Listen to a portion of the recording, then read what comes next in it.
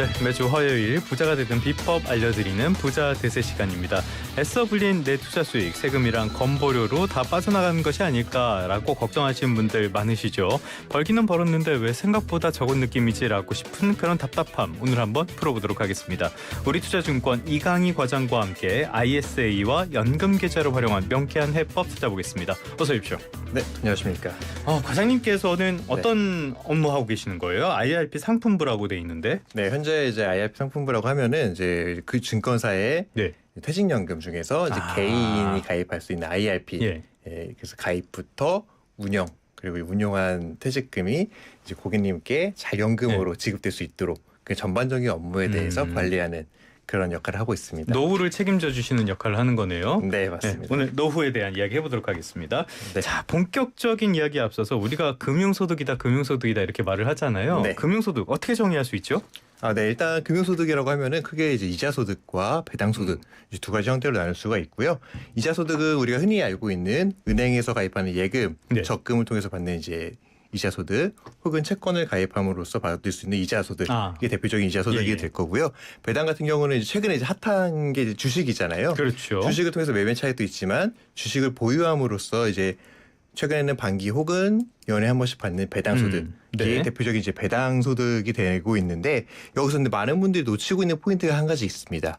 배당소득 중에서도 이제 바로 이제 우리나라 국내에 상장된 해외 ETF 즉 국내 운용사들이 이제 만든 예를 들면 이제 S&P 500이라든가 나스닥 100 같은 그런 해외 투자를 할 수 있는 상품들 그리고 또 해외 주식형 펀드들의 매매 차익도 법적으로는 배당 소득으로 간주되기 때문에 요 매매 차익도 금융소득에 포함돼서 단순히 이자나 배당뿐만 아니라 매매 차익 때문에 많은 분들이 이제 금융소득 종합과세 대상자가 될 리스크가 이제 생긴 겁니다.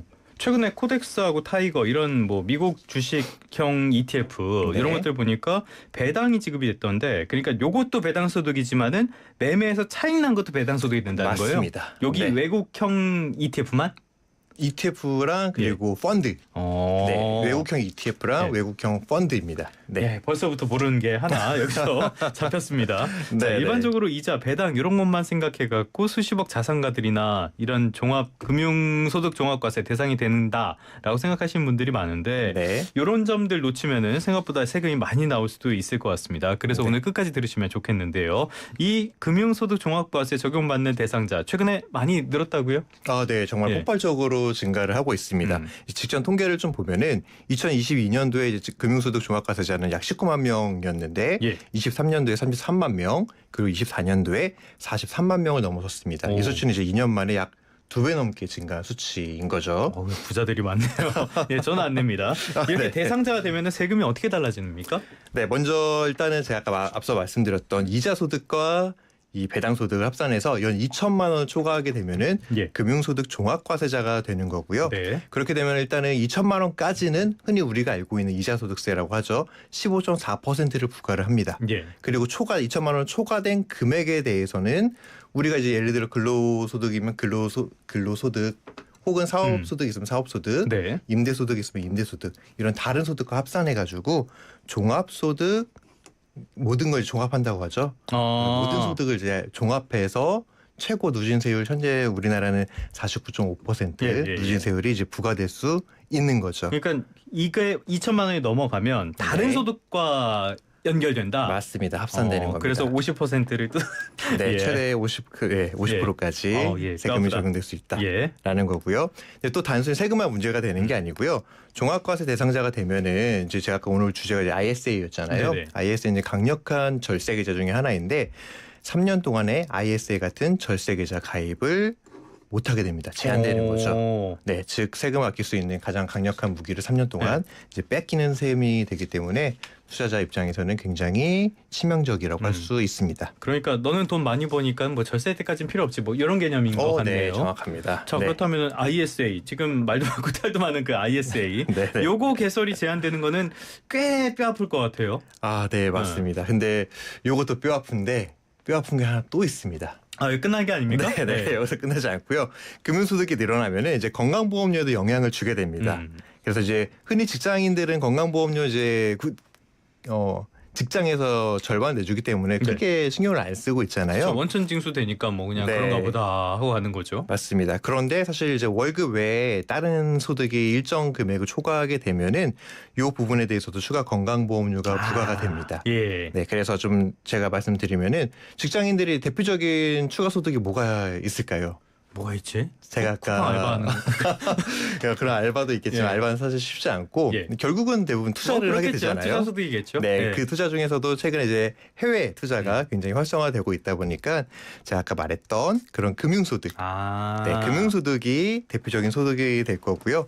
이 금융소득이 연 1,000만 원을 넘게 되면은 혹시나 또 직장인들 중에서 열심히 일해서 작은 오피스텔이나 그런 부동산을 마련한 분도 계실 수 있잖아요. 그를 통해서 또 발생한 임대소득이 있을 수 있습니다. 그래서 금융소득이 1,000만 원을 초과한 상태에서 다른 소득이 혹시나 있다라고 하면은 이 소득을 합산을 하게 됩니다. 그래서 이 합산해서 연 2,000만 원을 초과하게 되면은 초과한 부분에 대해서 건강보험료가 약 8% 정도 추가로 부과가 되는 구조가 되는 거죠. 그럼 금융소득이 연 1,000만 원이 넘더라도 다른 거랑 합했을 때 2,000만 원이 넘지 않는다면은 건보료 추가가 안 되는 거예요? 맞습니다. 와, 나 이것도 되게 복잡하네. 네, 복잡하죠. 네, 구체적인 사례는 어떻게 됩니까? 네, 그럼 제가 한 두 가지 사례로 조금 더 명확하게 좀 설명 한번 드려보겠습니다. 자, 두 명의 인물이 있는데요. 첫 번째로 이제 박 차장님입니다. 네. 박 차장님은 이제 투자 공부를 열심히 해가지고 금융소득이 1년에 1,800만 원이 수익이 났어요. 굉장히 잘했죠. 회사 일어나고 투자만 했나 보네. 네. 이분이 또 부동산에도 관심이 있어가지고 임대소득도 600만 원을 받고 있었습니다. 그러면은 합산하면은 1년에 2,400만 원의 소득이 발생을 하는 거죠. 그런데 금융소득이 1,800만 원이기 때문에 제가 앞서 기존에 말씀드렸던 기준금액 1,000만 원을 초과하게 되는 거죠. 그럼 이분은 금융소득 1,800만 원이랑 임대소득 600만 원을 합산하게 됩니다. 그러면 이 금액이 2,400만 원이고 직장인이기 때문에 2,000만 원을 초과한 400만 원에 대해서 네, 추가 건보료 약 8%가 부과가 되는 거죠. 네. 그리고 이제 두 번째 이제 인물 설명을 한번 드려보겠습니다.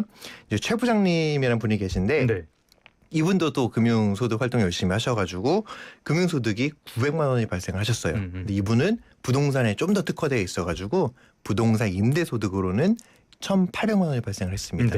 그러면 이 두 금액 합하면은 2,700만 원이 되는 구조죠. 그러면은 박 차장님보다 사실은 최 부장님이 300 더 벌었네요. 네, 합산한 소득은 더 많이 벌었어요. 그런데 최 부장님은 추가로 내는 건보료가 전혀 없습니다. 왜 그런가 하니 최 부장님 같은 경우에는 금융소득이 900만 원으로 1,000만 원보다 밑에 있죠. 네, 1,000만 원보다 아래에 있기 때문에 다른 소득이랑 합산을 하지 않는다.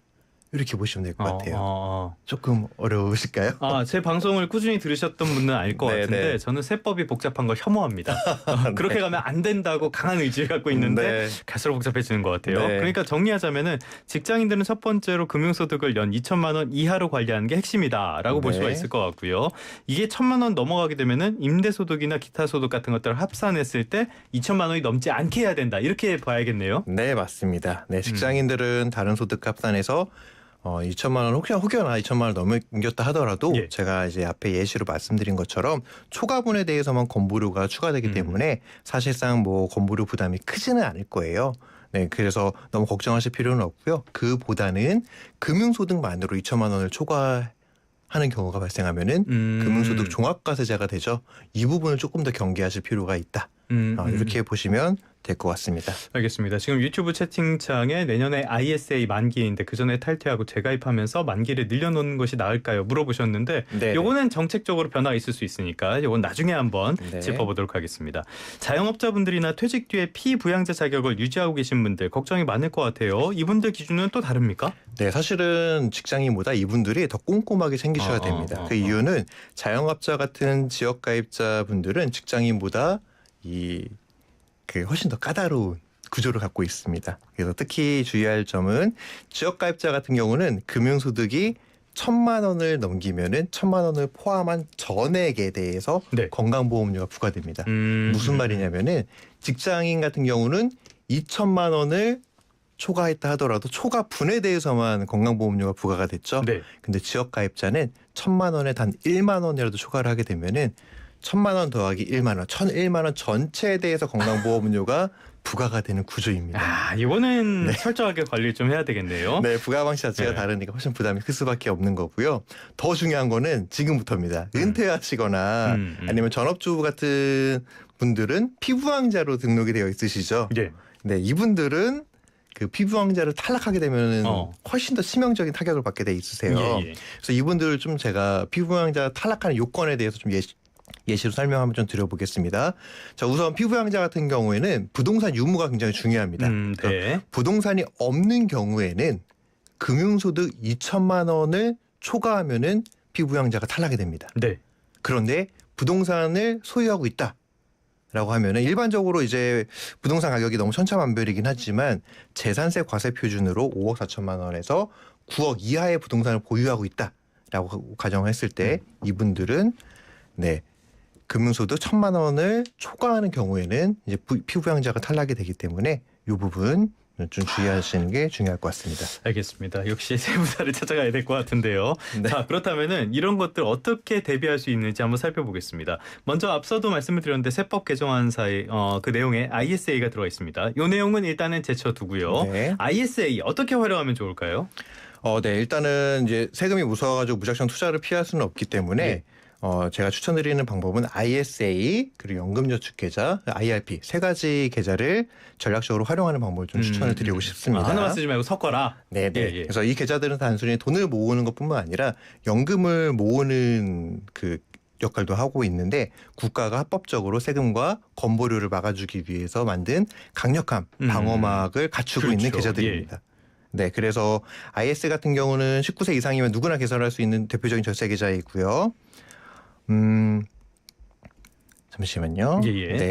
일단은 그 개편안도 제가 설명을 드리려고 했는데 개편안이 너무 지금 바뀌고 있는 와중이기 때문에 이 부분은 제가 나중에 한번 좀 보시는 걸로 말씀을 드릴게요. 그래서 ISA의 좀 가장 강력한 혜택이 3년을 유지하면은 순수익이 200만 원.